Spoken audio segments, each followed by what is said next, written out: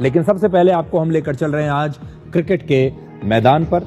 सिर्फ एक मुश्किल कैच लेने की कोशिश ने टीम इंडिया के उपकप्तान 30 साल के श्रेयस अय्यर को अस्पताल के आईसीयू में पहुंचा दिया। 25 अक्टूबर को ऑस्ट्रेलिया के खिलाफ तीसरे वनडे मैच में उन्होंने पीछे की तरफ दौड़कर एक बहुत ही मुश्किल कैच लिया था, जिससे उनका संतुलन बिगड़ गया और गेंद को पकड़ने के बाद वो मैदान पर गिर गए और इस कोशिश में उनकी बाईं रिब यानी पसली में बहुत गंभीर चोट लगी है। अक्सर जब भी कोई खिलाड़ी कैच लेकर किसी विरोधी खिलाड़ी को आउट करता है तो आपने देखा होगा खिलाड़ी हमेशा खुशी मनाते हैं, टीम खुशी मनाती है, लेकिन श्रेयस अय्यर मैदान पर ही दर्द से कराते हुए लेट गए और उस पल मैदान पर एक खामोशी छा गई, जिससे यह पता चला कि श्रेयस अय्यर को गंभीर चोट लगी है। वो बहुत बुरी तरह से घायल हो गए हैं इस कैच को लेने की कोशिश में।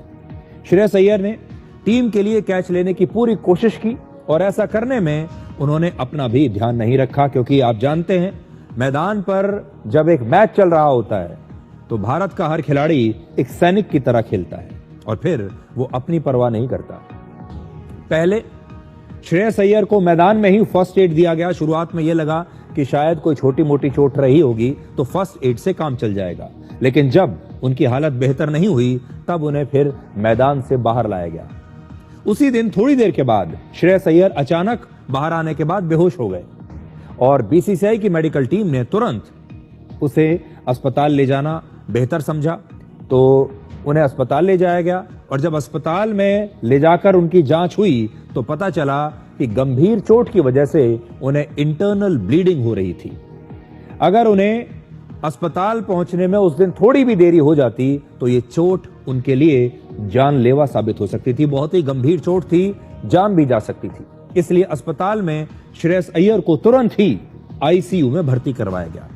फिर श्रेयस अय्यर 25 अक्टूबर से लेकर 27 अक्टूबर तक आईसीयू में ही रहे और आज उनकी हालत कुछ बेहतर हुई है और इसके बाद उन्हें आईसीयू से बाहर शिफ्ट किया गया है और अगले कुछ दिनों तक उन्हें बहुत विशेष निगरानी में रखा जाएगा।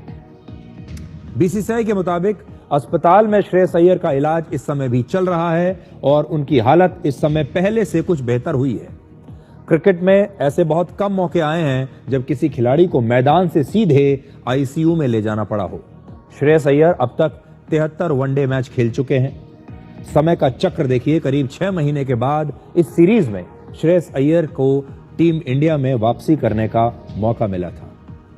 काफी दिन वो बाहर बैठे रहे टीम से। देश में चर्चा भी होती थी कि उनकी वापसी क्यों नहीं हो रही है और देखिए जब आखिरकार वापसी उनकी हुई तो ये दुर्घटना हो गई। इससे पहले मार्च 2025 में चैंपियन ट्रॉफी में उन्होंने टीम इंडिया की जीत में एक बहुत महत्वपूर्ण भूमिका निभाई थी। हालांकि उसके बाद श्रेयस अय्यर को टीम में दोबारा जगह नहीं मिली काफी समय तक और अब ऑस्ट्रेलिया के साथ इस सीरीज में भी उन्हें तीसरे मैच में ही एक ऐसी चोट लगी है जो उन्हें लंबे समय तक क्रिकेट के मैदान से बाहर रख सकती है।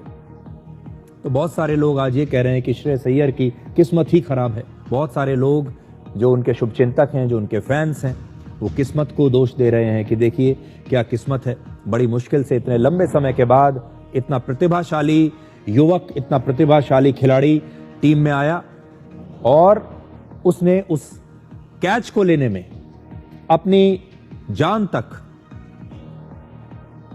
की बाजी लगाने की कोशिश की। कितना मुश्किल कैच था।